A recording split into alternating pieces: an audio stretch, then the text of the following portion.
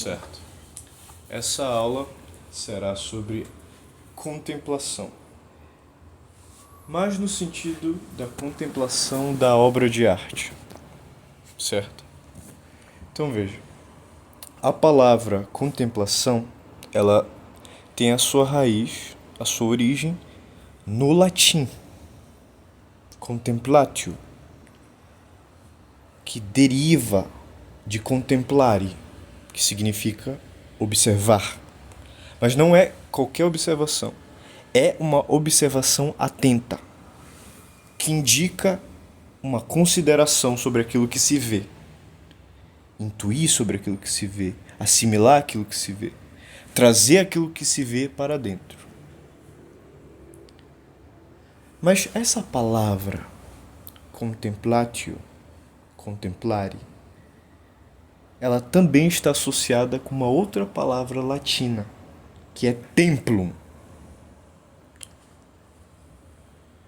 E o templum, ou em português, templo,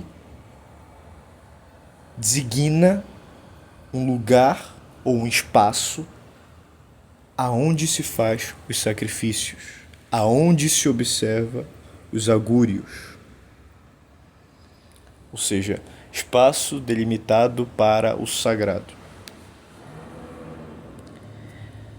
Curiosamente, templo também se relaciona com a palavra tempo,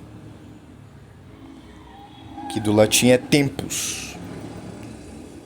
E o tempo, ele expressa a ideia de sucessão e mudança. Tá certo? O tempo, ele representa o fluxo contínuo do movimento.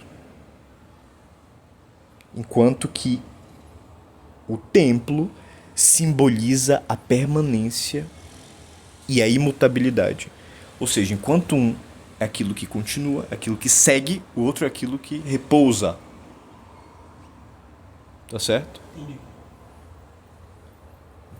Assim, o tempo ele pode ser visto como uma espécie de antitemplo. Novamente, enquanto um ele remete à estabilidade e à eternidade, o outro ele se caracteriza pela transitoriedade, pela sucessão. Tá claro esse contraste entre tempo e templo? Então veja, eu expliquei tudo isso para dizer que contemplar já pressupõe que se esteja junto do templo, pela própria etimologia da palavra. Contemplar é estar neste estado de templo. Ou seja, junto à participação na eternidade. A participação através do lugar que é sagrado. É participar do lugar sagrado.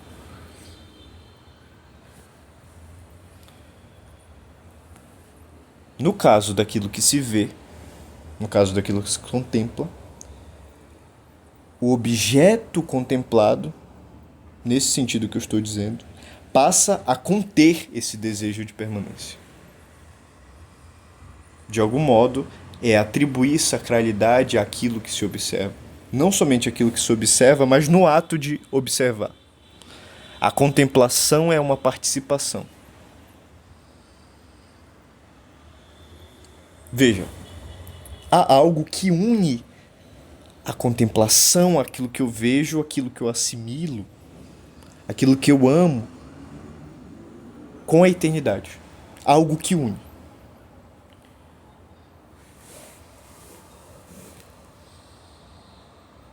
Há algo naquilo que eu vejo que me remete à permanência e que me coloca em um estado de permanência. Então, contemplar seria participar do templo. De algum modo, é transcender, é sair, é transpassar o tempo.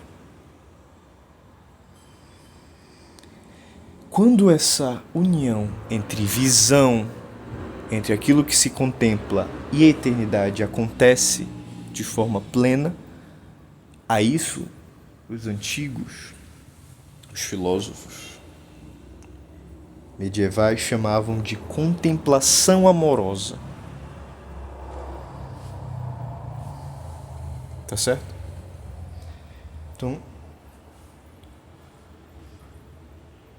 para que fique um pouco mais claro ao que eu estou me referindo, não se trata apenas do desejo de possuir uma virtude ou qualidade naquilo que se contempla, mas do anseio de que essa qualidade mesma seja eterna. É um desejo de eternidade. Não é de posse, mas é um desejo de perenidade daquilo que se vê ou do estado de contemplação. Em relação ao objeto, há algo naquele objeto que já participa da eternidade. Tomemos a obra de arte, uma pintura. A arte é uma alegoria, uma metáfora, uma analogia do símbolo. Ou seja, é uma analogia, é um símbolo, uma metáfora da qualidade ou da virtude representada, ou da verdade manifestada na obra. Então, quando se diz que se contempla uma obra de arte, há neste ato uma solenidade que é análoga à relação amorosa entre homem e mulher, entre dois amigos também, entre pai e filho, e também ao sacrifício do tempo. Ao sacrifício no templo. Tá certo? E o templo é justamente isso, o local onde acontece o sacrifício. Local onde indica o sacrifício. Tá certo?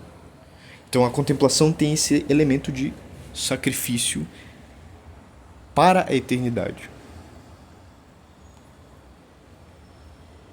Tá claro? Então, nós vamos tomar esses dois parâmetros. O templo como lugar de sacrifício e, ao mesmo tempo, como espaço de permanência e desejo de eternidade. Justamente porque nós percebemos quando contemplamos esse desejo de permanência. Certo? Assim como no amor. Então, o amor entre homem e mulher, há o desejo de que o ser amado dure para todo sempre. Há esse desejo de que aquele ser jamais se esvá, que ele jamais disseque, que ele jamais deixe de estar, deixe de se manifestar.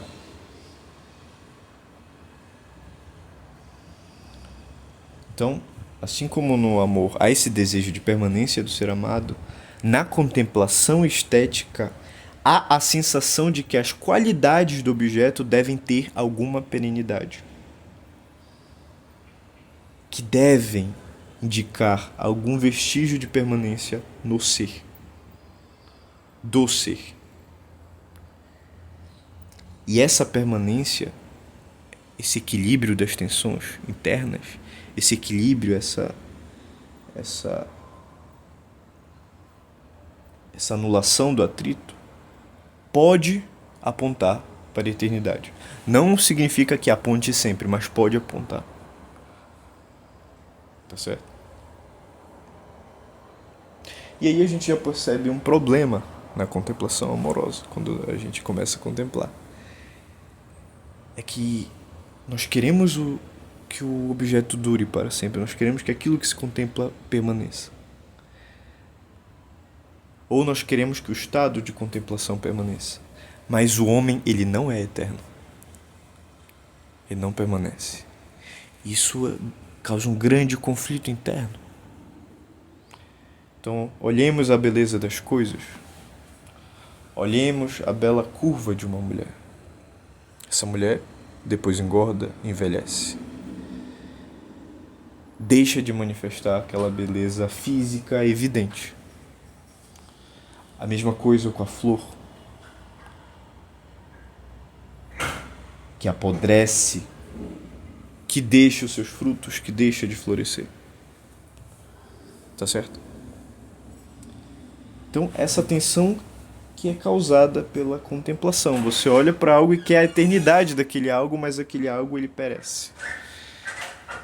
Ele deixa de ser. Tá certo? E é por isso, justamente por isso, que há na contemplação um convite para acompanhar a eternidade.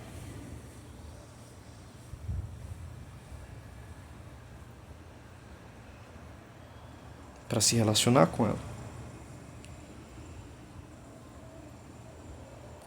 O drama daquilo que perece, das coisas que perecem, é equilibrado pelo ato de amar aquilo que se contempla.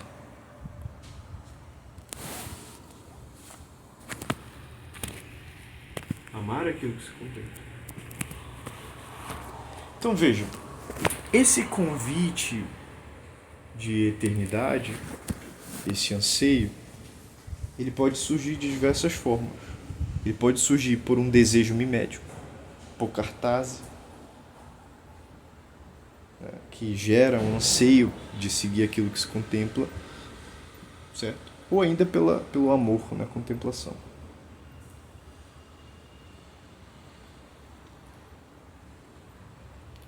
Esses são os frutos da contemplação. Uma catarse a mim? Não, veja, o que eu disse é que esse movimento de equilíbrio da tensão entre o desejo de permanência e a impossibilidade, ele pode ser gerado por mimesis, por imitação, ou seja, imitar os grandes modelos, imitar as grandes coisas, imitar aquilo que é belo,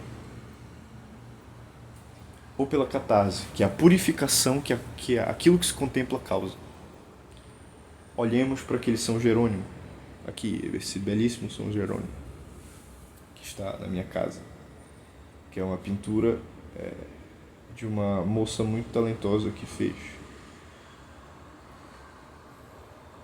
Há algo nesse São Jerônimo que manifesta uma verdade sobre a existência.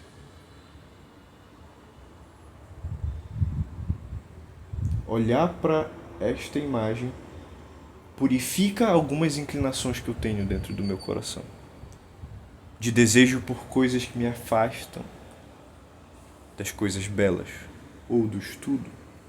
São Jerônimo está ali, refletindo as Sagradas Escrituras, com uma caveira contemplando a morte. Então isso causa uma catarse em mim. Isso faz com que essa tensão entre perenidade e eternidade se equilibre. Ah, entendi. No caso, a causa desse alivio da tensão é a mimesis. Pode ser a mimesis ou o ato de purificação. Entendi. E existe um contrário disso. E esse contrário é o que a gente chama na moral católica de Santo Tomás de Aquino de assídia. É o que chamamos de assídia. Santo Tomás de Aquino descreve isso muito bem, quando ele demonstra esse vício. Veja, o que é a assídia? A assídia, ela se trata de um vício espiritual, uma tristeza que se apodera da alma daquele sujeito quando ele está diante do bem. E diante do bem que vem de Deus. Então é uma tristeza, uma apatia, uma fraqueza diante do bem. E é diferente de uma simples preguiça ou de um cansaço natural. A assídia nós podemos pensar como uma espécie de torpor interior. Ou seja, é uma negação, é uma recusa em alegrar-se das coisas de Deus e das coisas santas. É uma recusa de participar. Tá certo?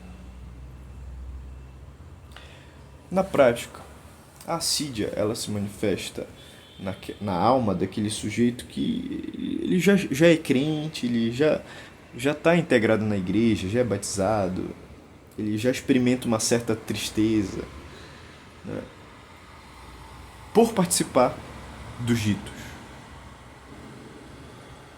Ou seja, ele já é iniciado, já tem a doutrina, já tem as práticas de vida, de fé e tudo, mas ele experimenta com desgosto os frutos espirituais. Um certo fastio em participar dos ritos. Uma dificuldade em inserir-se na liturgia. Então veja, ele vai à missa, mas ele sente tédio. Ele cumpre as penitências, mas aquelas penitências é como se fosse um fardo muito pesado, certo? Ele até assiste o ritual da missa, mas ele deseja que aquilo ali termine o quanto antes, para ele sair correndo.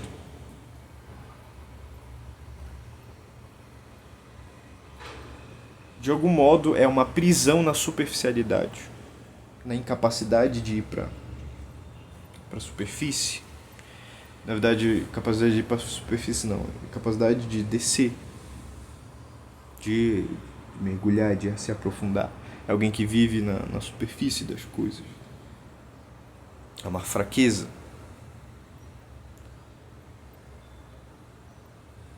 Veja bem, o análogo disso na contemplação artística, ou seja, das obras de arte, seria o desejo mimético.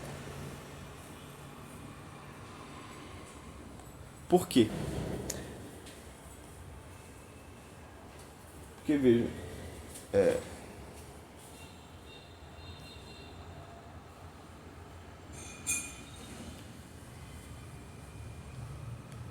a assídia é essa preguiça em relação às coisas espirituais, certo? O mero desejo mimético, em analogia com a contemplação artística, seria estar em um ambiente ou estar em uma situação de arte porque fica bem ali. Ou porque é socialmente adequado frequentar tal ambiente. Sei lá, pensemos numa exposição de arte. Ele participa daquela situação porque é conveniente, mas não tem um elemento de sujeição à obra. Caso essa pessoa não consegue contemplar. Exato, a assídia sempre vai ser uma incapacidade de degustar os frutos espirituais. Assim como o mero mimetismo, nesse sentido baixo, faz com que seja impossível daquele que contempla degustar a obra de arte, porque ele não tem a posição correta de lidar com a obra de arte. Porque a contemplação ela exige uma atitude de reverência. Ou seja, colocar-se um pouco atrás, colocar-se um pouco abaixo, como quem reconhece algo maior no que se expressa mediante o processo da contemplação. Tá claro isso? Sim, tá claro isso. Então veja, a contemplação amorosa e a contemplação artística, embora elas tenham objetos distintos, elas são análogas. Pois ambas correspondem a um certo reconhecimento de que o objeto está acima de nós, exigindo também de nós uma resposta existencial, uma resposta do nosso coração. Então veja, diante de um vitral, por exemplo, de uma catedral gótica, percebe-se quase instintivamente a própria pequenez, a nossa própria miséria, a nossa própria fraqueza diante da grandeza daquela obra. Não é verdade? Então quando a gente entra numa catedral, a gente até pensa que, caramba, eu jamais poderia conceber isso sem ter visto, sem antes ter visto. É como se aquilo não cabesse na nossa cabeça. Talvez nem fosse possível imaginar aquilo ali. Algo de outro mundo até. Algo de outro mundo. E essa constatação, ela desperta uma admiração profunda no sujeito. Há algo ali que nos transcende.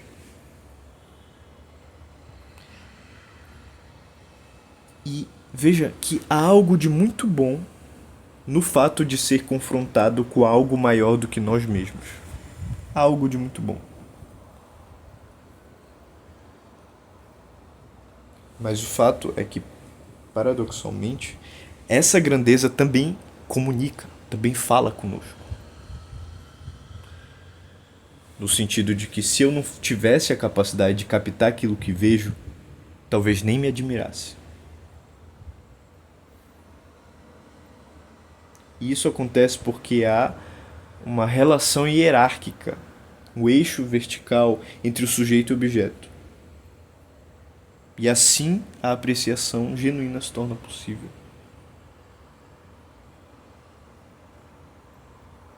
Quantas vezes nós não vemos pessoas que não conseguem desfrutar uma catedral, não conseguem desfrutar esse São Jerônimo que estou vendo? Não conseguem se admirar daquilo.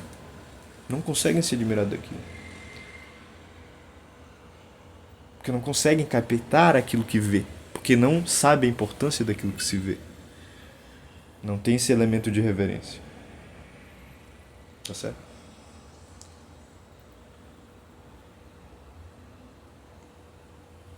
Tem esse elemento. Mas também tem um elemento de que quando, por exemplo, nos colocamos acima do objeto. Eu falei de alguém que despreza o objeto, que olha para uma catedral e não consegue desfrutá-la, não se espanta. Não tem coisa pior no ser humano do que aquele que não se espanta diante da beleza, ou daquele que não se espanta diante da grandeza. Mas tem também aquele que se coloca acima do objeto e da obra de arte, como faz muitas vezes o crítico de arte, por exemplo. Então ele já é familiarizado com a história da arte, com a cultura, com a erudição, com as influências, a técnica que gerou a obra, o contexto da obra. E aí o processo ele se inverte. Porque o crítico ele se insere em um movimento posterior à contemplação. Mas não significa que ele necessariamente passa por ela. Formalmente, quando a gente vê um crítico de arte, alguém falando de arte, presume-se que ele tenha contemplado. Presume-se. Porque sem a contemplação, sem essa experiência, ele não poderia falar da obra de arte. Ele não poderia falar nada, ele deveria ficar calado. A maior parte dos críticos de arte deveriam calar a boca. Porque eles estão falando de coisas que eles não contemplaram. Você imagina, esse cara vai falar de arte se ele nunca contemplou? É claro, ele lê os livros. Mas arte não significa ler livro. Contemplar uma obra de arte não é ler livro ou saber a história da obra ou da cultura que a gerou. Então, se esse crítico for falar de arte, seria como um lobo tentando falar sobre a Pietà. E veja, não significa que ele não pode fazê-lo, mas ele sequer é capaz de compreender aquele negócio. Não é que o lobo não pode falar sobre Pietà, que ele não vai entender o negócio. Assim, se percebe que há um elemento racional na contemplação artística, mas há também um elemento transcendental, ou ao menos um vislumbre do transcendente. Então veja, essa noção do templo, do sacrifício, ela é muito importante, porque a contemplação carrega em si algo de sacrificial. Então veja, levar a alma ao templo e testemunhar a liturgia do belo, isto é contemplação artística. Então, é por isso que numa galeria de arte, ou num museu, há algo ali análogo a um rito. Então veja, há uma liturgia ali. Tu não fica falando alto, não pode tocar na obra, se evita o alvoroço desnecessário e tudo mais. Ao menos deveria ser assim. O mesmo se dá num concerto de música. Subtende-se que aquele lugar ali, que aquele espaço ali é de certo modo um santuário. É um sagrado secular. Ainda que seja profano, ainda que convencionado, ali se instaura um senso, mesmo que reduzido, de sacralidade. Porque a obra de arte, ela traduz a vida interior de um homem, ou de vários homens. É algo muito importante. A alma humana é algo de muito sacro. É preciso tirar as sandálias dos pés antes de adentrar no coração humano, antes de adentrar na alma humana. A obra de arte é uma forma de fazer isso. Olhar para uma obra de arte é ver um coração exposto. É ver uma alma exposta. É ver um espírito desnudo. Então, veja, isso que eu estou falando, mesmo em exposições de arte que não necessariamente inspiram alguma transcendência ou alguma elevação, esse entendimento já é subtendido.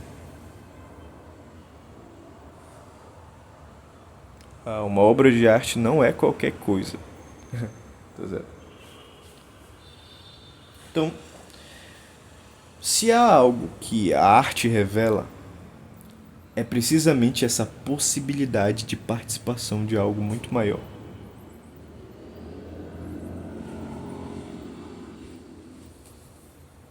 Tu já viu, não sei se tu já viu um poema do Hilker, que é o Dorso de Apolo. É um poema belíssimo. Como eu não tenho ele em mãos aqui, não cabe agora pegarmos para lê-lo. Acho que talvez até caiba. Deixa eu pegar.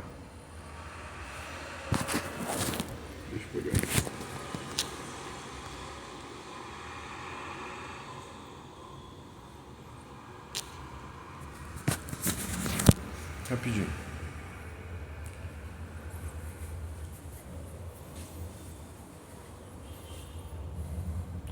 Certo. Aqui é uma tradução do Manuel Bandeira. O nome do poema é Torso Arcaico de Apolo, do Rainer Maria Rilke. Não sabemos como era a cabeça que falta, de pupilas amadurecidas. Porém, o torso arde, ainda com candelabro, e tem, só que no meio apagada, a luz do olhar que salta e brilha.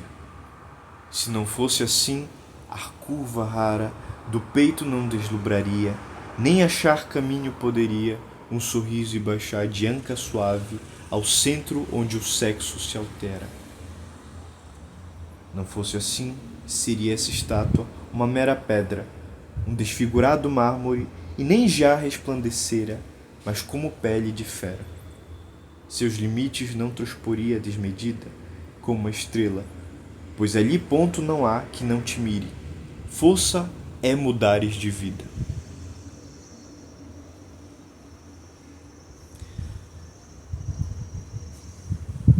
Força é mudares de vida. O torso de Apolo é isto aqui que eu estou te mostrando. O que ele está falando ali?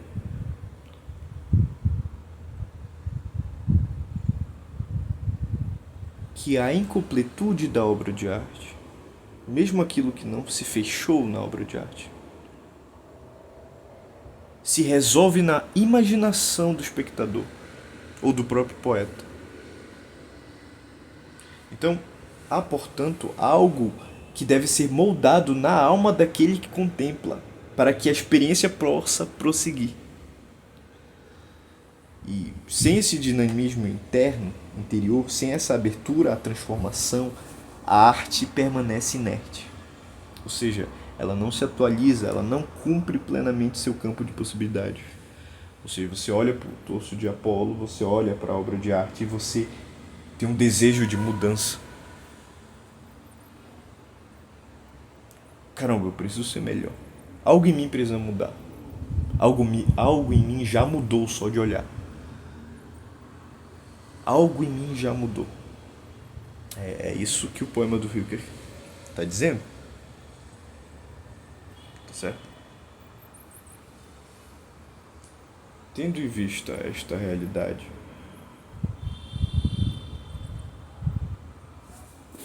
como devemos nos portar diante da obra de arte para contemplá-la? Vou pegar um pouco de água.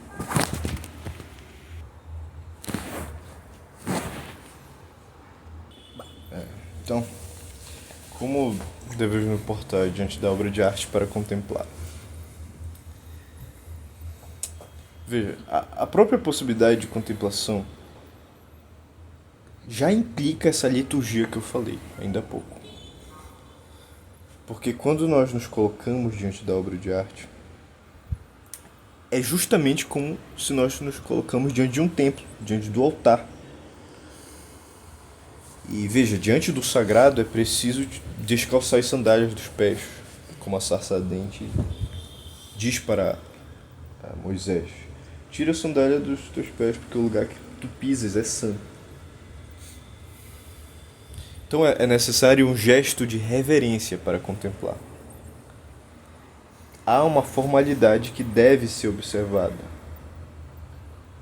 Porque a informalidade nesse contexto jamais será adequada. Essa é a posição errada para lidar com a obra de arte. Uma irreverência.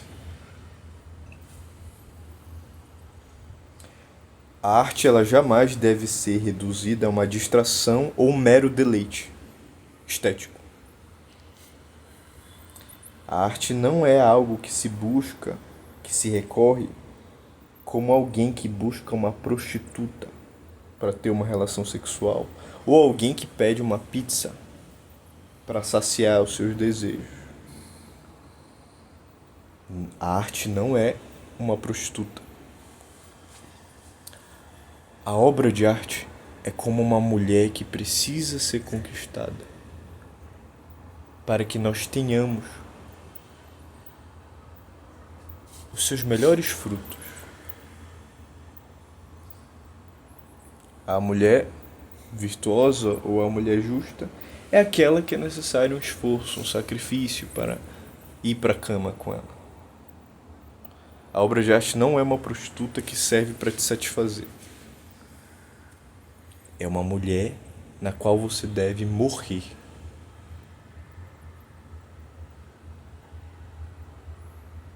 A contemplação indica esse esforço, essa renúncia para desfrutar os melhores frutos da obra de arte.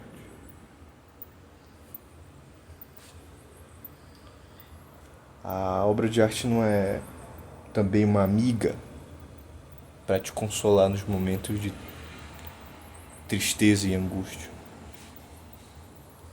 Não é disso que a obra de arte trata. Ela não é um consolo propriamente. Porque a arte ela é algo que aponta para aquilo que transcende o tempo. E é por isso, justamente por isso, que a contemplação ela exige uma postura formal. Uma disposição interna, voltada para aquilo que não se dissolve na efemeridade, naquilo que é passageiro. Se você usa a obra de arte com fim utilitário, como eu falei, como se fosse uma prostituta, como se fosse uma comida que se pede aqui para uma pizza que a gente pede aqui, você está profanando-a, você está desprezando-a. Tá certo? Uhum. Então essa formalidade ela está intimamente ligada a uma combinação entre elementos perenes e a continuidade dessa percepção estética. E o treino, ou seja, o treino do olhar, da contemplação, ela é indispensável para essa continuidade.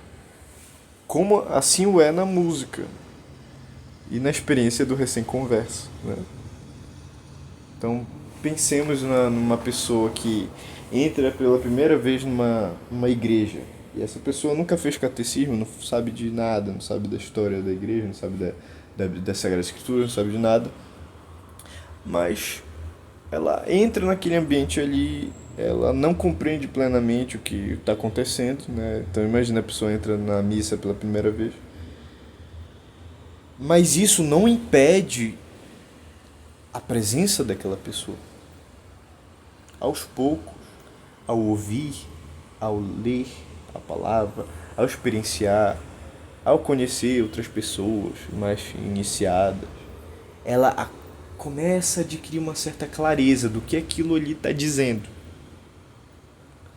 E algo muito análogo acontece na arte.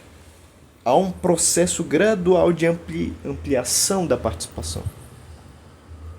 Então a arte ela tem esse caráter iniciático. Você precisa contemplar muito aquela imagem de São Jerônimo para entender o que ele está falando. É um esforço, é uma relação, é uma decisão de participação.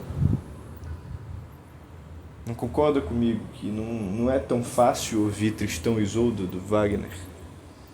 Não é tão fácil educar os nossos ouvidos a ouvir uma música mais elevada, sendo que nós fomos acostumados com música do tipo mimético mais baixo.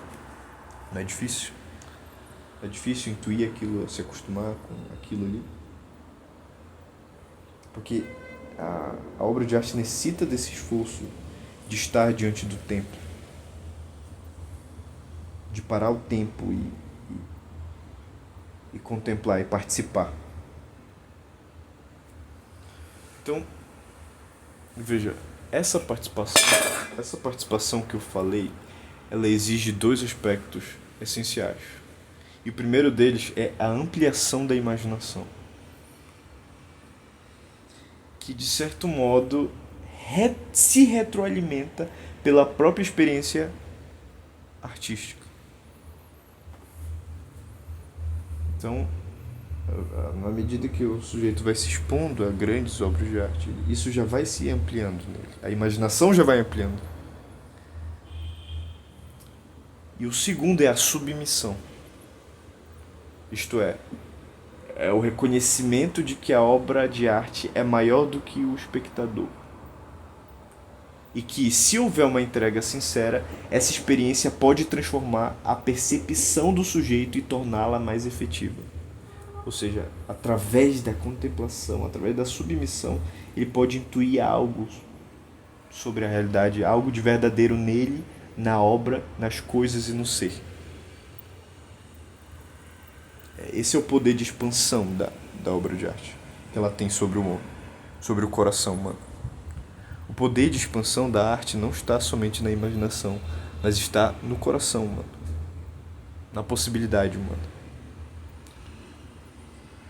Então veja, caso esses requisitos de ampliação da imaginação, de devoção, de submissão, eles não sejam observados, o sujeito ele pode passar a vida inteira no Louvre, 40, 50 anos,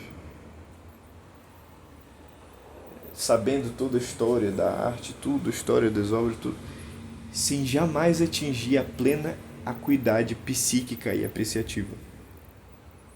Ou seja, ele pode conhecer tudo, mas não vai entender nada.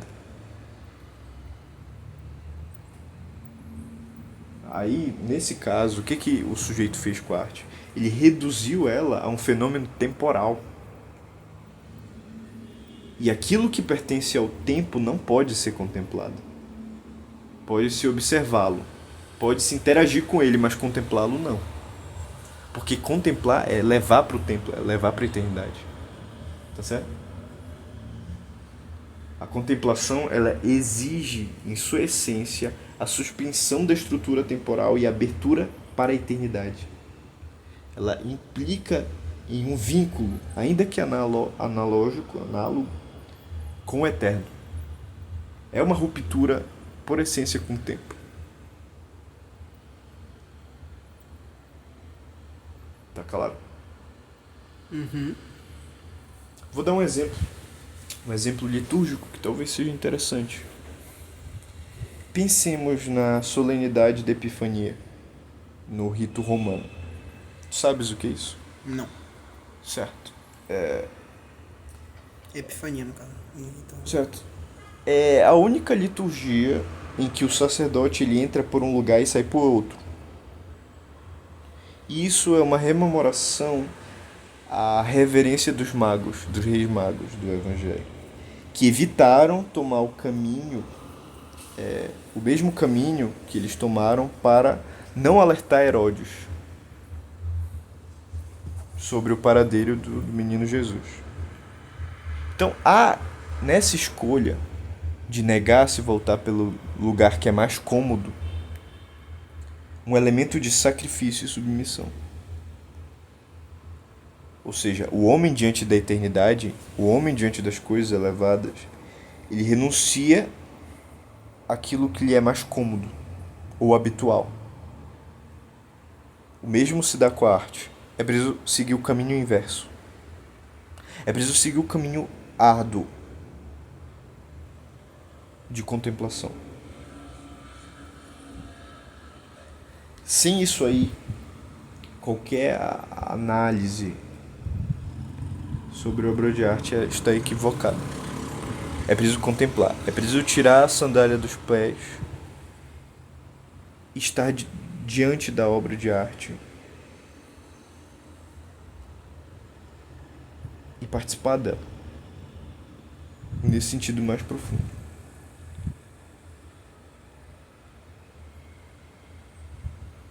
Nesse sentido mais profundo. Sem isso aí é impossível falarmos de obra de arte. É impossível falarmos disso.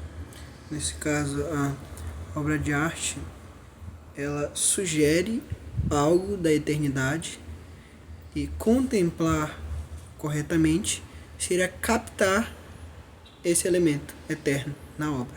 Perfeito. Que está no tempo, mas a partir da posição que a gente assume, a gente entra no templo. Contempla o tempo. Entendi. Então a pessoa que se põe acima do templo ou abaixo demais, ela falha na contemplação, né? Ela não consegue captar a eternidade. E o morno é o pior de todos. É aquele que sequer se espanta diante da grandeza da obra. Isso é terrível. É uma doença do espírito. É uma doença. Porque essa pessoa ela está em sofrimento profundo. Ela não terá capacidade de lidar com os dramas da existência. Tu já viu pessoas assim? Que você coloca diante de uma obra de arte, você coloca diante daquilo que é belo, a pessoa não sente nada. A pessoa não percebe nada. É uma das coisas mais tristes. O descaso diante daquilo que é superior, diante daquilo que é belo, diante daquilo que é justo, diante daquilo que é bom. Não reconhecer essas coisas é triste demais. É uma das maiores doenças humanas. Uma das maiores doenças humanas. Então, intuir sobre essas coisas é muito importante. É muito importante. Sem isso daí é impossível abordar a obra de arte. Entendi.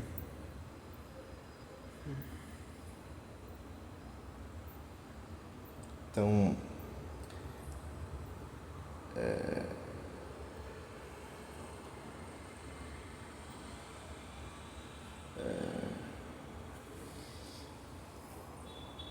o elemento sacrificial ele está presente em cada palavra quando nós falamos sobre arte. É a grande palavra-chave, o sacrifício.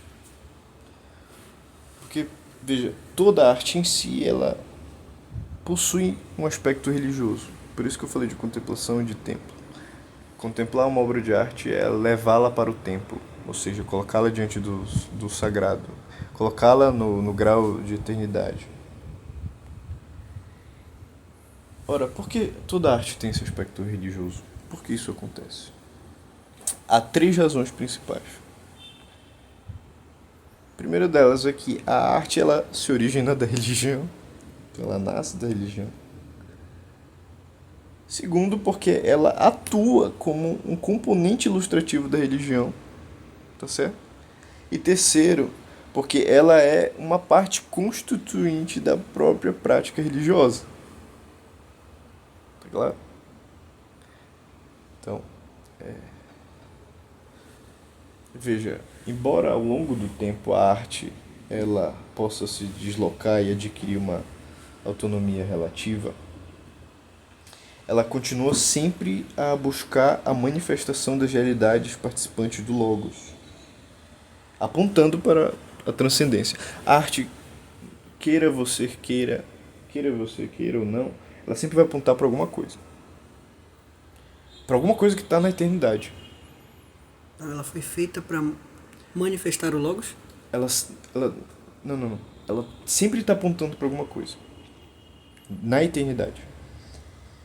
A eternidade ela só tem dois caminhos: o céu e o inferno, e o intermédio, que é o purgatório.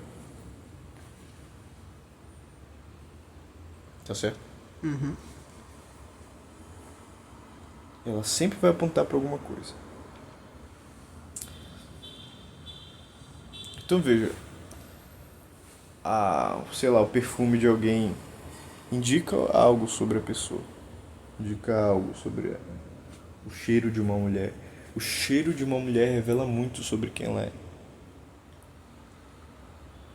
Revela um pouco do seu estado também. Assim como o perfume de uma mulher revela o seu estado, a arte aponta e revela algo. Ela revela o estado. Um estado espiritual, um estado psíquico. Certo? Em analogia, essa questão do perfume, por exemplo, o sujeito, ninguém vai à missa mal cheiroso, tá certo? Ninguém vai à missa sem passar um perfume. Sim, ninguém deveria ir à missa sujo. Mas também na missa não se pode exagerar no perfume, para não chamar mais atenção do que o necessário. Tá certo? Uhum. Então existe esse equilíbrio dessas tensões. Então, prosseguindo a nossa análise, a própria palavra arte, ela está associada à ideia de técnica, não é verdade? Uhum. Daí tu já deve ter ouvido muito. E a técnica, ela induz a manipulação de elementos concretos da natureza, tá certo? Claro isso aí. Sim. Mas essa manipulação vai além da simples materialidade. Ela aponta para algo que transcende o material, transcende o natural também.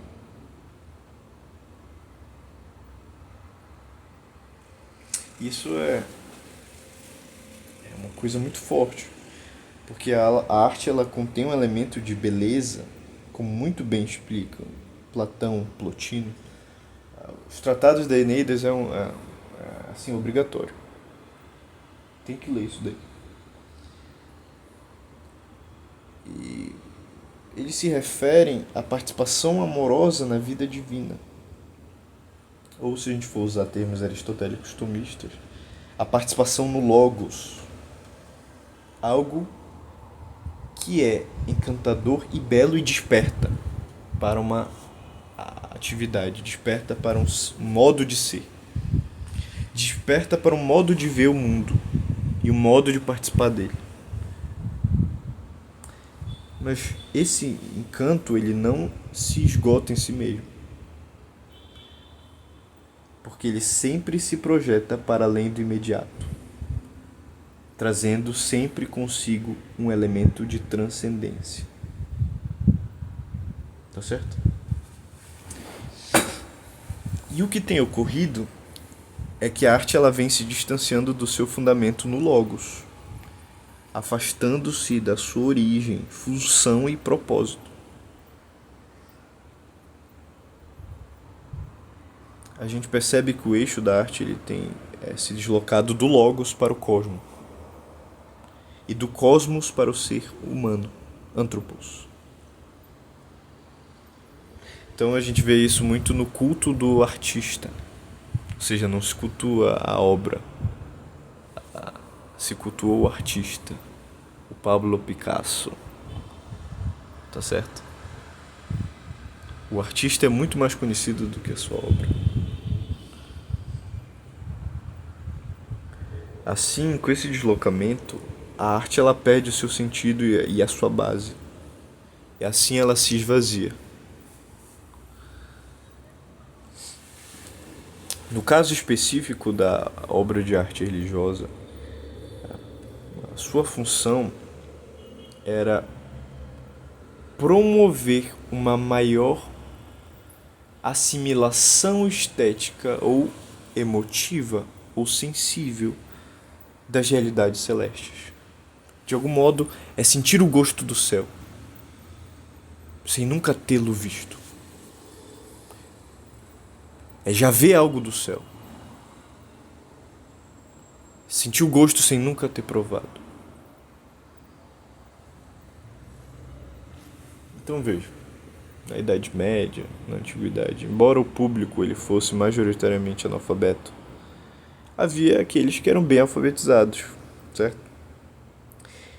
Então, essa arte também possuía um elemento, um componente de comunicação e de propaganda também.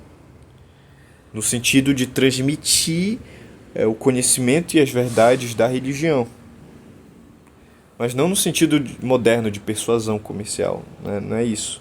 Mas é como uma forma de apologética voltada à compreensão e participação do divino. Como eu disse, toda arte é um convite para algo. É um convite para um modo de ser, é um convite para uma transformação, é um convite para uma devoção, é um convite para uma negação. É o convite para um coração que se abre e um coração que se fecha, certo? E a arte em si, ela transcende a mera função de panfleto religioso. Assim, ela se serve, ela é um símbolo que representa a ordem intrínseca das realidades divinas. Então, a eternidade, ela é, assim, manifestada na finitude por meio de um símbolo, o que constitui um elemento essencial da obra de arte. Então, tá claro isso aí? Ficou claro? Alguma dúvida? Até então. É importante observar que a arte ela pode se manifestar e se manifestou em diversas tradições religiosas. Da mesma forma, uma religião considerada correta pode incluir expressões que não são artísticas, mas sim mera propaganda. Tá certo? Então, por exemplo, em certos contextos aí, em templos vinculados à teologia da libertação ou renovação carismática, é muito difícil você reconhecer aspectos artísticos de forma evidente. Porque essas expressões tendem a incorporar elementos propagandísticos que obscurecem o sagrado. Então, às vezes a gente chega nesses templos católicos modernos e da renovação carismática, é um negócio horroroso. É um negócio que não tem sacralidade nenhuma. É um baixo modelo mimético.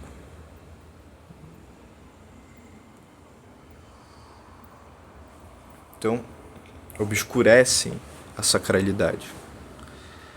Então, a arte ela emerge, em última análise, no contexto religioso, particularmente nas formas primitivas de comunicação com o divino.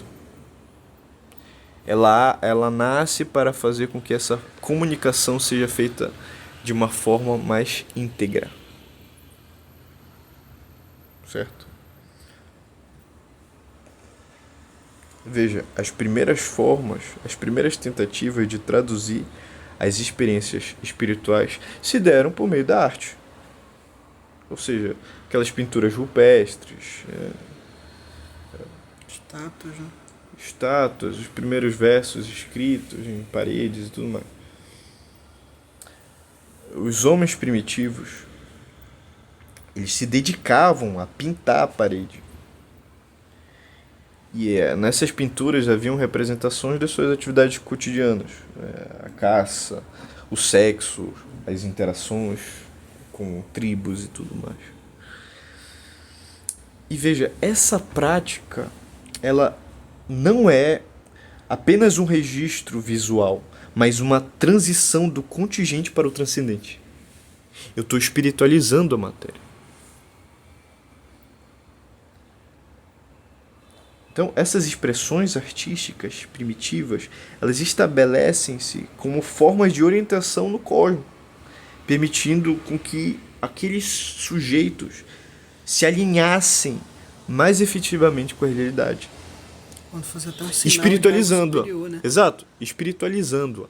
Sim. Ele se relaciona melhor com a realidade na medida em que a espiritualiza. Tá certo? Então, Interessante, né? O homem se... Digamos que um cara passe anos dominando uma técnica, né? Aquilo não é em vão, não é para despertar qualquer sentimento, mas é para despertar o maior dos sentimentos que o homem pode sentir, que é o de se conectar com algo transcendente. exato. Né? Então Exatamente. vale totalmente a pena. Aquilo não é um sinal qualquer, aquilo é um sinal de Deus. Exato. Ou de outra coisa, tanto faz, né? Mas no caso... Exato. Então, veja, é pertinente nós considerarmos o papel do sacrifício, que é um elemento presente em todas as religiões, tá certo? E que surge, de onde vem essa ideia de sacrifício? Surge de uma observação humana do mundo comum a todos, que é de um desequilíbrio inerente à existência. Existe algo no mundo que está fora do eixo, algo que não condiz.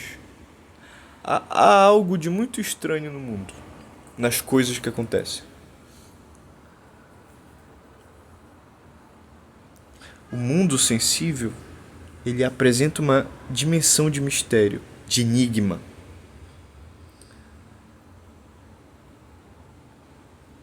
Então, embora as realidades possam ser reproduzidas, elas podem apontar para uma permanência, como eu disse, elas também possuem um fim, que é aquela tensão que eu falei anteriormente, entre o desejo de eternidade e a impossibilidade. Não digo no sentido metafísico, mas é a intuição humana. As coisas perecem. As coisas perecem. A mulher que eu amei já não amo mais.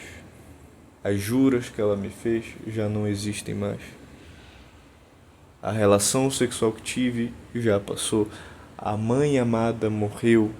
O pai, símbolo de força, está velho e decaído. Aquilo que subia antes não sobe mais. Essa parte aí vai dar bom. Então, ao observar os animais, as plantas, os minerais, percebemos que cada um possui certas tendências de reprodução que podem ser mais ou menos calculadas. Ou seja, vou dar um exemplo aqui. Ao apresentar o dente a determinados mamíferos, é possível observar reações hostis. Mostrar os dentes assim. A gente faz uma careta e mostra os dentes. Esse entendimento da natureza permite que o ser humano desenvolva uma inteligibilidade que o orienta no mundo. Ou seja, fazer isso para um animal causa alguma reação nele. Tá certo? E esses sinais, esses símbolos, essa forma de interação do homem com a realidade vai dando uma inteligibilidade que o permite se orientar no cosmos. É aquilo que aparece no Gênesis. Deus pede a Adão que ele exerça o seu domínio sobre a natureza. Certo? Mas há algo na natureza, há algo na ordem dos fenômenos que se escapa do controle e do domínio humano. É ou não é? Sim. Isso, parte disso a gente vê na morte, pô. A gente morre. Então existe esse desequilíbrio cósmico. Então o cara lá faz tudo pela mulher, o cara é perfeito. E ele é corno. Ele é corneado lá pela mulher, a mulher trai ele. Ou o cara que é um bandido, vagabundo, não sei o que, enriquece e tudo dá certo pra ele, enquanto o sujeito que se esforça, é pobre, se fode, tudo dá errado pra ele.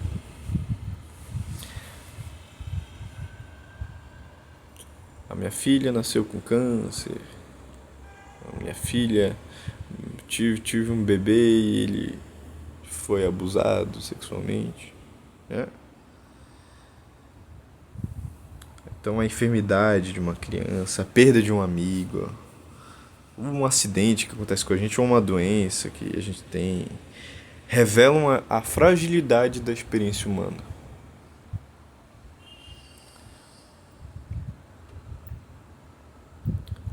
Então a morte ela nos confronta, a ausência nos confronta, certo? Certas situações elas ocorrem independente da nossa vontade. E mesmo cientes disso, vem um sentimento de impotência porque nós somos incapazes de evitá-las. A gente não dá para evitar isso daí, tá certo? Então, a experiência humana, portanto, ela nos leva a reconhecer algo que a igreja chama de graça. Embora não necessariamente no sentido estrito da palavra que estou usando aqui. O que eu estou falando aqui trata-se de uma graça natural, entre aspas. Ou seja, num sentido mais amplo, mais genérico, mais trivial. Como tá vivo, essas coisas. Veja, vamos só pensar em diversas possibilidades da nossa existência. Sei lá, uma simples ação de da gente descer agora e ir na farmácia comprar um remédio. A gente já percebe que qualquer alteração, por menor que seja, em nosso estado físico, já pode interferir na realização dessa tarefa. Então imagina, porra, tu tá com uma dor de cabeça, aí porra, descer lá embaixo e comprar esse remédio. Ou sei lá, quando a gente fica com diarreia. A diarreia ela refuta todos os nossos argumentos, toda a nossa filosofia. Porque quando chega a diarreia, meu irmão, não tem conversa. Tá certo? Interessante isso. Porque qualquer coisa pode mudar tudo. A qualquer momento. Então veja, a complexidade da ordem cósmica, ela é evidente. Então, à medida que a gente vai estudando as minúcias, assim, desde ir lá fora comprar um remédio, ou até mesmo, sei lá, fazer algo que dê muito certo, fazer algo que dê muito errado, é uma infinitude de possibilidades. Isso daí não se esgota jamais. É como se entre um acontecimento e o outro tem uma infinidade de coisas que poderiam ter sido e não foram. Por que foi esse e não outro? Por quê? Isso seria a graça. Muitas vezes conseguimos realizar tarefas cotidianas, outras vezes não. E às vezes não tem uma explicação. É ou não é? Então, às vezes também nós conseguimos agir mesmo tudo induzindo ao contrário. Quantas vezes a gente já não esteve com severas adversidades físicas, espirituais, o caralho, mas a gente conseguiu fazer o que tinha que fazer. Não é verdade? Essa capacidade de agir, mesmo na ausência do controle total da nossa existência e da dos outros, sugere a presença de uma ordem transcendental. E que também não se submete à nossa vontade, mas que proporciona uma estabilidade da nossa vontade com o código. Isso é muito Isso é paradoxal. participação? Não, Isso não, não, não. né? Isso é muito paradoxal. Tal contemplação disso, de, porra, eu não deveria ter a mulher que eu tenho. Eu não deveria ter as coisas que eu tenho. Eu sou muito agraciado. Eu tenho o que comer, tenho onde deitar, tenho onde dormir, tenho quem amar, tenho a quem recorrer. Se eu estiver devendo um dinheiro, eu acho que uns amigos aí me dão uma força. Tal percepção leva os indivíduos a reconhecerem que devem algo a essa ordem. É daí que nasce a noção de sacrifício. Constantemente as tensões da existência são dissipadas e atenuadas. É ou não é assim? Existe um encadeamento que induz a essa conclusão. Então, progressivamente, através da experiência, é possível compreender que, para que as coisas mantenham um grau de previsibilidade, deve haver uma ordem superior que sustenta todas as coisas. Ou seja, não precisa o sujeito ser religioso nem nada, mas quantas vezes as coisas foram acontecendo na nossa vida que nos conduziram a um lugar que nós devemos estar? É ou não é? Quantas vezes a gente viu uma cadência de coisas acontecendo e quando a gente viu, caramba, tudo isso daqui tem um sentido. Tudo isso daqui foi feito pra mim.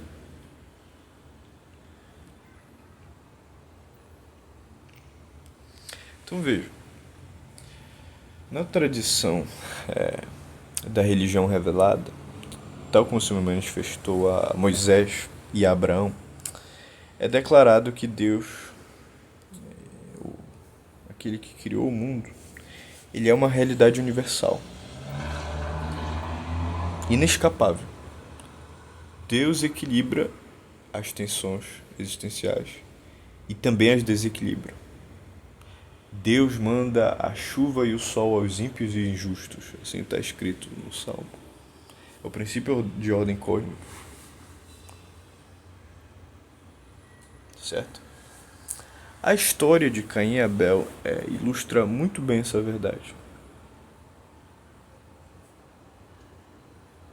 Que é um simbolismo interessante para tratar de arte.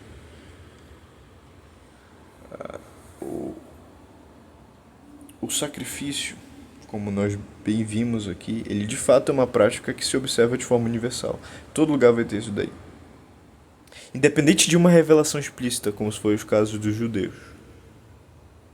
A revelação em Abraão, Só em uma Moisés. parte sobre esse sacrifício aí, né? Por exemplo, um povo pagão, ele também faz sacrifício. Faz. Com certeza. Digamos que ele pega um bode, né? Um exemplo O melhor clássico, uma ovelha. o melhor sacrifício que existe é o humano. Esse é o sacrifício perfeito. Como a sociedade dos Incas, né? Esse sacrifício perfeito foi o sacrifício de Cristo. Sim, sacrifício humano. Então, digamos, Porque o ápice do... Veja, qual é o ápice da criação humana? ser humano. Um outro ser humano. Sim. É o A que geração. o filho de Deus, né? O que Exato. Deus ama. O ápice da entrega, o ápice do sacrifício é o outro eu. É o que tem de mais valioso, né? Exato. Maior que ouro, maior que tudo. Exato. Por isso que o sacrifício humano, muito bem, os antigos intuíam. Porque de fato é o sacrifício maior que pode existir. E no episódio de Isaac, quando Abraão vai sacrificá-lo, e por diversos motivos, isso lá no texto sagrado, Deus está indicando o próprio sacrifício que ele fará com Cristo, Cordeiro, imaculado, perfeito. O sacrifício perfeito, que é o sacrifício do homem e de Deus. Qual o sacrifício maior do que o sacrifício do próprio Deus? Não há. Então, mesmo essas sociedades, elas notaram a importância, digamos, dessas coisas no mundo, né? Exato. Questionam. Exato. Veja, eu usei exemplos muito bestas, sei lá. O dinheiro um Pix que alguém deposita na nossa conta, do nada, uns 600 conto. Pix faz. Ou uma mulher bonita e, porra, virtuosa, que te ama. Os teus pais, que, pô, embora não sejam perfeitos, eles estão ali te amparando, a cama que tu dorme. Há algo que precisa ser desenvolvido. Uhum. Há algo que precisa ser devolvido à estrutura cósmica. Há algo que ordena, que equilibra e que desordena. Então, a tempestade ela é mandada para te forjar. Mesmo no caos da existência, na angústia, na depressão, na morte, aquilo ele serve para te conduzir para algum lugar que é bom. Por isso que os antigos perceberam essa noção de sacrifício. Sim, então é como se. Mas aí uma coisa que eu queria saber. É como se eles causassem um prejuízo, digamos, a eles mesmos, como prova. Porque qual o sentido de tu sacrificar nesse sentido? Tu vai lá, tu mata um outro ser humano, e quando tu faz isso, tu mesmo te inflige. Tu mesmo faz o sacrifício. Ou seja, eu tô fazendo o sacrifício por mim mesmo, e por causa desse sacrifício eu posso merecer uma coisa maior. Não é questão de mérito. O sacrifício ele não é feito para receber algo em troca. Ele é feito como um símbolo de devolução por aquilo que você não pode apaziguar. Então veja, o homem marcado pelo pecado original, o homem marcado pelas suas culpas e pelas graças que recebe, como ele pode devolver algo para Deus? O sacrifício ele serve para equilibrar as tensões internas no homem que existem pelo desejo de retribuir. Ah, então ele é um presente que ele tá dando. É que de algum modo, deixa eu passar esse aí. De algum modo o homem percebe que ele deve retribuir de alguma forma, internamente. E por que a morte ela seria do outro seria uma retribuição? Porque a vida é o maior bem que existe. Mas A vida humana. o Criador, ele trouxe a vida pra cá. Ele quer que ela fique aqui Sim. durante o tempo dele. Por que a gente iria encarar uma devolução dessa vida, ou seja, uma abreviação do tempo dela, como um desejo, como uma satisfação divina? Não seria melhor considerar o contrário? Por exemplo, para mim a lógica funcionaria melhor se a pessoa falasse que, pô, olha, eu estou recebendo todas essas graças que eu não mereço e eu não posso continuar só recebendo. Eu posso me fazer um sacrifício, nós vamos fazer um sacrifício de nós mesmos para mostrarmos que nós também podemos sacrificar algo e não apenas receber. Perfeito. E aí a pessoa fazia esse Perfeito. sacrifício humano. Perfeito. Seria assim? Por isso que Deus, quando ele se apresenta a Abraão, ele muda essa ordem. Porque o mundo, pós a queda, é um mundo sem Deus. Que Deus se afasta do homem. E o homem, porque o homem se afasta de Deus. Então, existe algo no homem de intuição natural que percebe que ele precisa se sacrificar. Só que ele não tem a forma correta de sacrificar porque Deus não se manifestou. O sacrifício de Cristo, então, é o sacrifício infinito que ninguém poderia sequer mensurar. Que é o sacrifício que redimiria todo, digamos, né? Esse é o sentido de, Então, de tudo veja, isso. Perfeito. essa ideia, ela trata-se de um aspecto inerente à estrutura do direito natural e à condição humana. A gente explica aí a parte do direito natural. Não, é inerente à estrutura do ser, da realidade. Do direito natural no sentido de... Veja, eu preciso retribuir alguma coisa. Ah, sim. Entendi. Tá certo? Que nos leva a reconhecer a existência de falhas, contingências, que paradoxalmente estabelecem certa estabilidade. Paradoxalmente. Tá certo? Aí assim é necessário a reparação, o equilíbrio. O equilíbrio cósmico ele viria dessa reparação. E o sacrifício ele seria uma resposta a essa demanda, que é humana. Sim. Entendi. Eu pequei. Bem, Eu comi do fruto que não deveria comer. Mas mesmo assim, tu não me mataste. Mesmo assim, eu desfruto da beleza nas coisas, eu desfruto na beleza no ser, eu desfruto da beleza do amor. Então é uma graça muito grande. Esse conceito de graça, digamos, ele é fundamental até nas religiões mais antigas, né? Sem isso não tem como entender. Porque geralmente a gente não tem essa visão de que os antigos eles percebem essas coisas, né? Mas pô, eles Não, percebem com é certeza. natural. Pô, isso aí é óbvio. É natural. No relato de Caim e Abel, o conceito de sacrifício ele fica ainda mais claro. Então veja, ambos eles realizavam sacrifícios que eram derivados do seu trabalho, certo? Uhum. Mas o esforço de um foi aceito, o de outro não. Tá claro? Um sacrifício foi feito a partir de um bem que seria significativo para o oferente, enquanto o outro foi retirado de algo que não possuía tanta importância.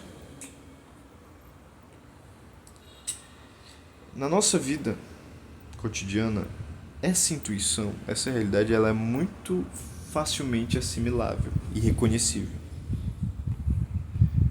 Por exemplo, vou dar um exemplo besta. Presentear uma mulher com diamante pode simbolizar um grande feito, não é verdade? Imagina tu dar um diamante para uma mulher. Mas se essa mulher possui muitos recursos, tal presente pode perder um pouco seu valor. Não faz sentido dar um diamante para uma mulher que é muito rica.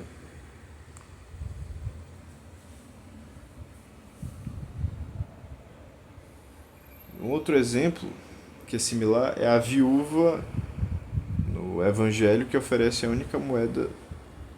Lembra dessa história? Sim. Apesar dela ser alvo de escárnio por dar só uma moeda, a sua doação ela tinha muito valor, muito significado, porque era a única coisa que ela tinha. E os outros que a ridicularizavam, eles eram capazes de contribuir muito mais. Mas isso não representava sacrifício algum. Tá certo? A essência do sacrifício sempre reside na renúncia de algo que é muito significativo. Ou seja, algo que nós poderíamos utilizar, algo que poderíamos ter, mas nós decidimos não fazê-lo. É que imagina Cristo aqui entre nós, né? O Deus feito carne. Coisa mais valiosa do que isso, né? Não há. Continue. E veja, isso é muito diferente da filantropia, por exemplo, que implica você oferecer algo ao outro de maneira altruísta. Nesse contexto,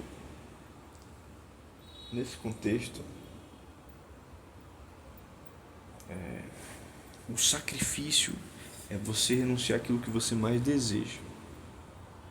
E renunciar também àquilo que faz falta. Aquilo que faz falta.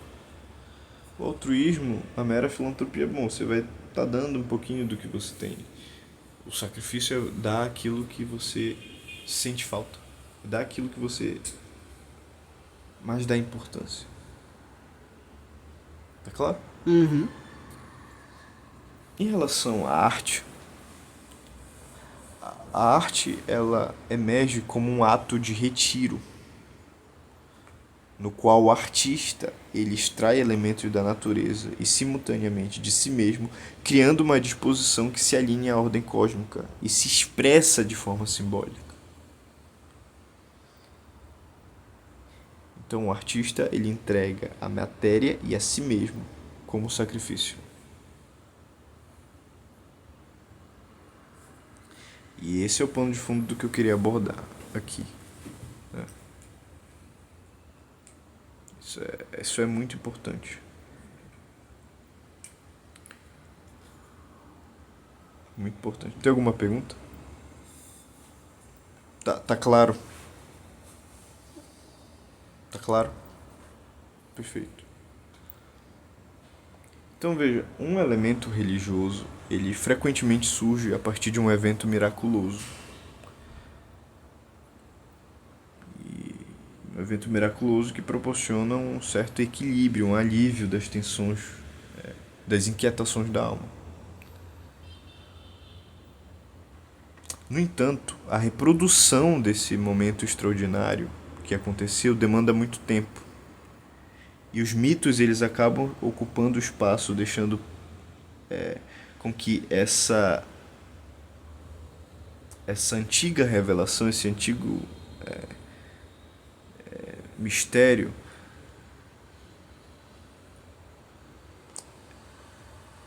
se torne outra forma e acaba sendo esquecido.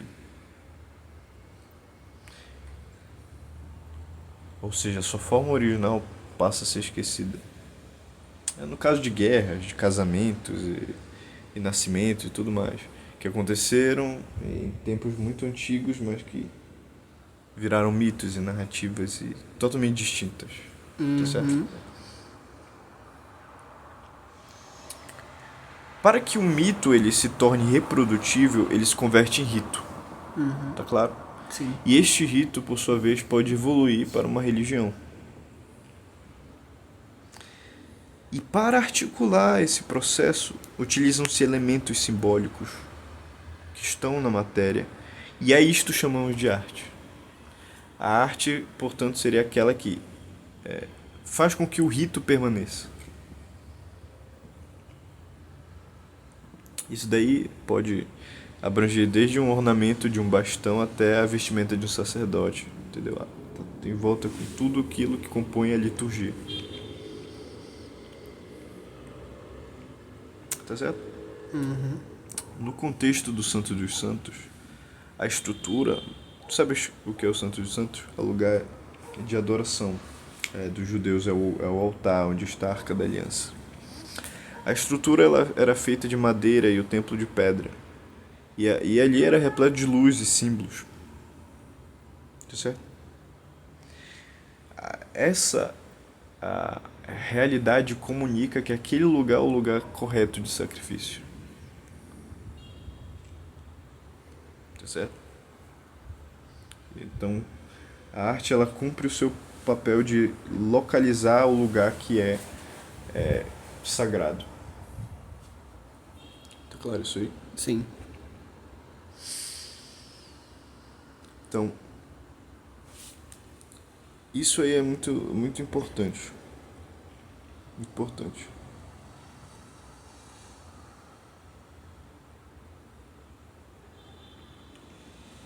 No âmbito do sacrifício, existe um sacrifício que gera ordem e existe algo que não é propriamente um sacrifício, mas a perversão do sacrifício, ou a inversão,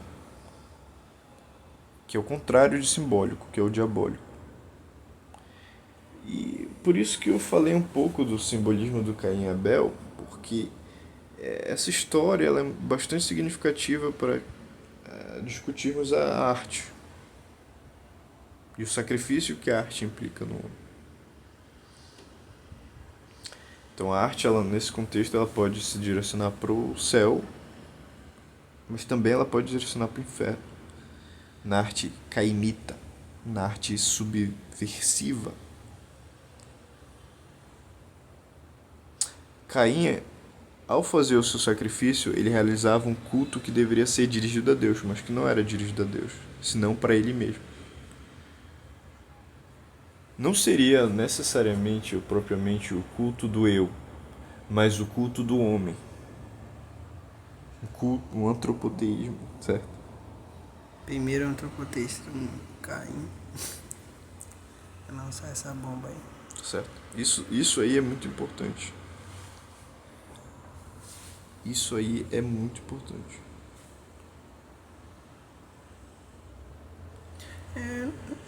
Nas artes modernas, como aquelas que tem na galeria do Benedito Nunes, abstrata, cheia de triângulos, blá blá blá, de certa forma elas carregam esse elemento antropocêntrico, onde a pessoa ela exalta certos pensamentos que só se referem a ela mesmo, né? Só emoções subjetivas, sem paralelo com realidade transcendental nenhum.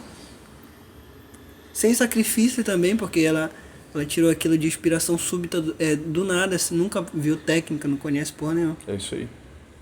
Porra, então ela fode tudo. Então veja, para esclarecer um pouco o simbolismo de Caim e Abel,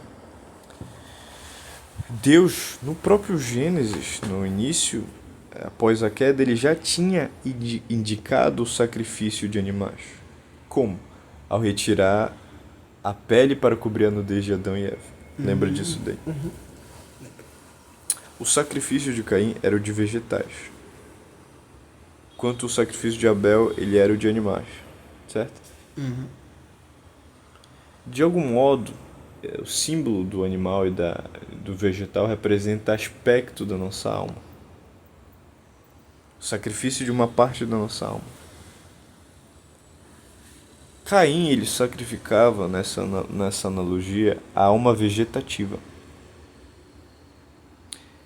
Que evidentemente não é o sacrifício mais profundo. Ou seja, ele não doa a parte mais profunda da sua personalidade, que seria o sacrifício da sensibilidade e das paixões. De algum modo, foi justamente essa parte animal sensitiva que causou a queda de Adão e de Eva. Então, simbolicamente, o animal que seduz Eva representa esse aspecto da alma que se relaciona com o mundo vivo e que afeta diretamente a alma. A parte vegetativa que existe na nossa alma não nos afeta diretamente, da mesma forma. Tanto é que não foi um vegetal que seduziu Eva, foi um animal. Então, em certo sentido, é através dessa parte sensível animal que se corrompe a parte vegetativa. Quando Caim ele sacrifica essa parte, é como se ele estivesse escondendo a parte real que necessitava ser ofertada a Deus e que precisava ser purificada. Tá certo? Ah, sim, porque a parte animal não necessariamente é a parte humana, racional, é a parte das paixões, é a parte dos instintos, é a parte dos desejos desenfreados, né? Entendi. Perfeito. E é interessante observarmos isso, porque sobre essa ótica, quando o sacrifício de Adão, o sacrifício de Caim, ele é rejeitado, isso não quer dizer que há um fechamento total para Caim. Na verdade, acredita-se que Deus oferece com aquela palavra, né, Tinshel, que diz, tu podes, ele oferece a escolha de ofertar algo melhor. Isso aí é muito importante da gente ver. Porque, naturalmente, na superficialidade da interpretação, a gente acredita que houve uma preferência de um em detrimento do outro, né? Mesmo que fosse isso, sob essa outra ótica, vemos que o grande pecado realmente entra no mundo, o pecado que eu digo, fora o pecado original, mas o primeiro ato, a partir do pecado de Caim. Ou seja, a inveja que gera o homicídio, o desejo que gera uma perturbação. É o primeiro sangue a ser derramado. O primeiro sangue humano a ser derramado. Então, tem outra coisa também interessante, que a rivalidade entre Caim e Abel representa dois aspectos da alma após a queda, da alma humana. Enquanto um aspecto busca matar esse melhor aspecto, ou melhor, enquanto um aspecto busca oferecer algo melhor para Deus, o outro tenta matar esse melhor aspecto. E veja, percebe que isso é algo que existe dentro de nós como potência da alma humana. Existe, mas que nunca pode ser plenamente derrotado. De algum modo, em certo sentido, Abel ele representa o Adão que há em nós, enquanto que Caim representa o inimigo que tenta matar o homem. Tá certo? E a coisa também se renova com Sete, que é esse terceiro aspecto que vem para outra geração e que representa simbolicamente na nossa alma aquilo que é redimido por Cristo. Sete substitui Abel, certo?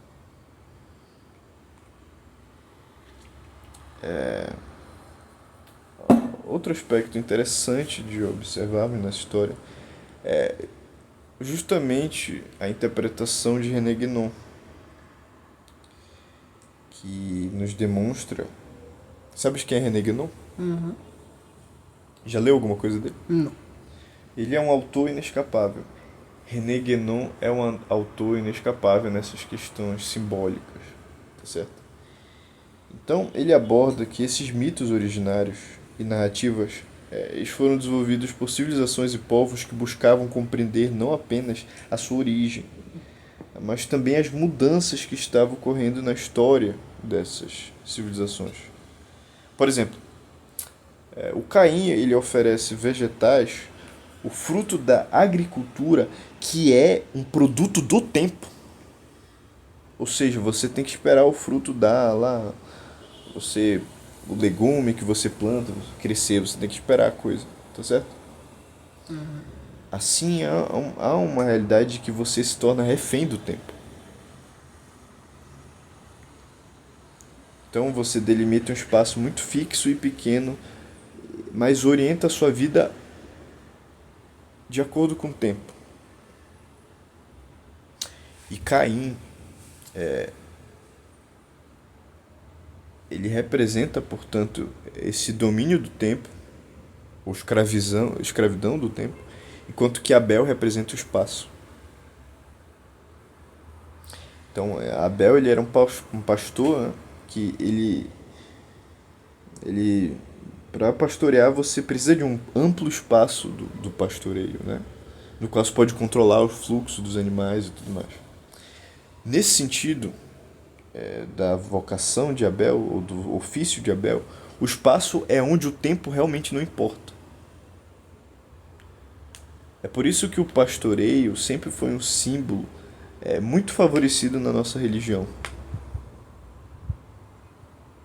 Porque a contemplação ela absorve o tempo, como eu bem falei no princípio. Veja, o tempo presente, ele é o único que existe. Ele é o único que existe.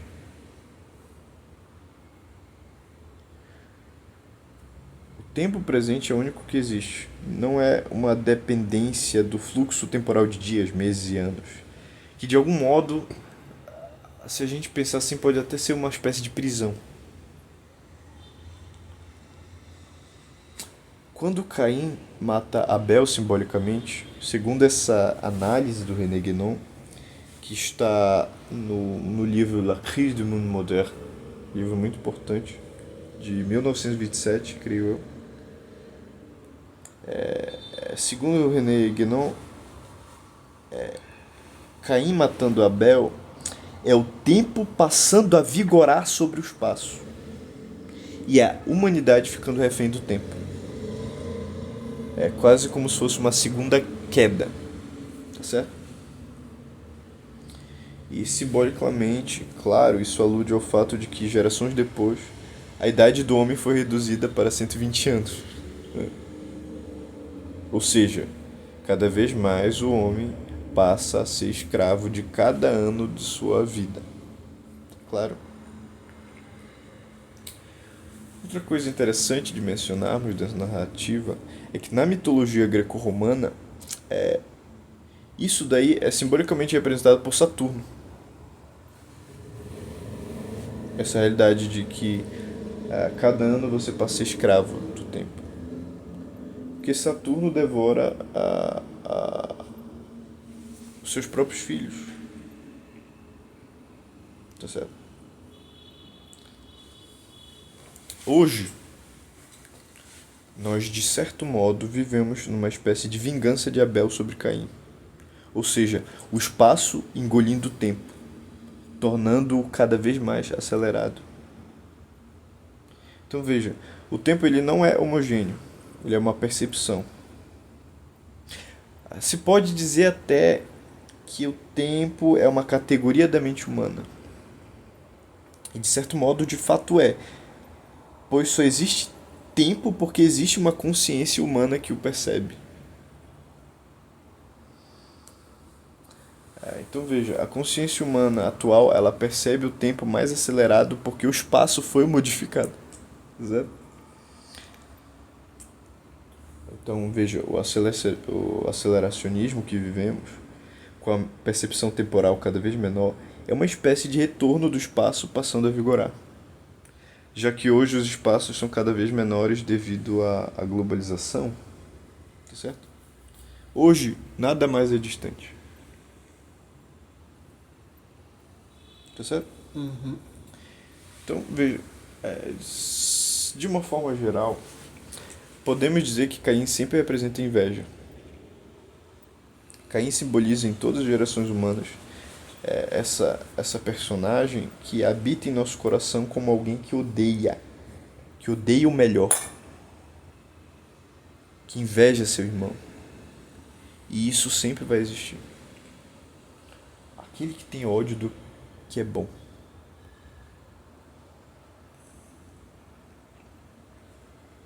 Há um Caim dentro de nós. Caim é uma possibilidade da alma humana.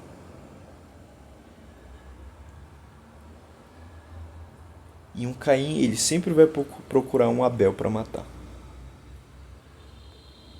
Um Caim, ele sempre vai buscar lavar a terra com o sangue daquilo que ele não conseguiu ser, para se sentir justificado. Tá certo?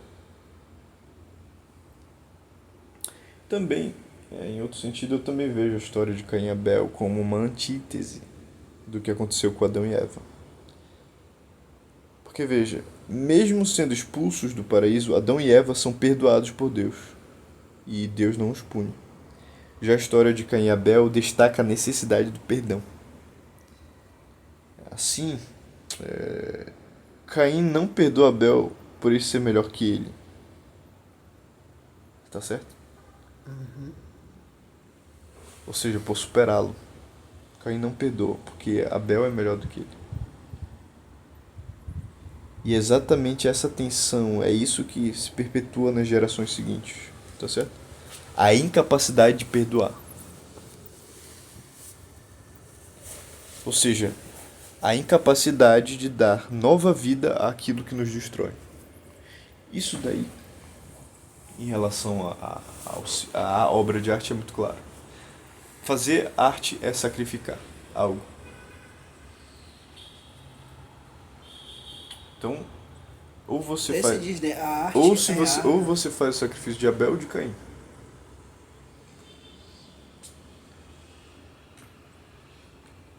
Pode falar. Acho que é uma massa, um ditado grego que diz que a beleza é árdua. Árdua, né? Já se indica esse elemento de sacrifício, de sofrimento em prol de algo maior. Você se sacrifica para contemplar. E você contempla para amar. O sacrifício faz possível o amor. O amor faz possível a contemplação e a contemplação faz possível o sacrifício. Todos eles dependem entre si. Repete aí. O sacrifício possibilita o amor possibilita a contemplação possibilita o amor possibilita o sacrifício. Todos eles dependem de si e são interdependentes. Todos eles se articulam entre si. É impossível contemplar sem amar, é impossível amar sem contemplar, é impossível contemplar sem se sacrificar. Esse anel, esse círculo entre essas coisas, elas definem a obra de arte, a feitura da obra de arte, que precisa da contemplação, do amor e do sacrifício.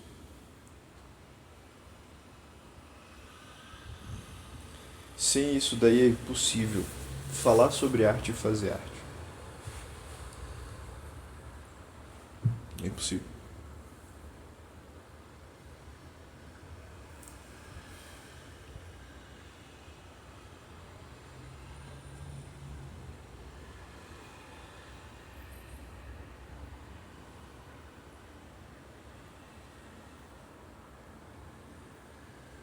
Entendi. Alguma pergunta? Olha, eu te confesso que não, mas me deu muita coisa pra pensar ainda. Provavelmente as perguntas vão vir daqui a 1, 2, 3 dias. Vão vir um monte. Perfeito. É isso. Diri? Pode falar que tu vai encerrar, né? Então.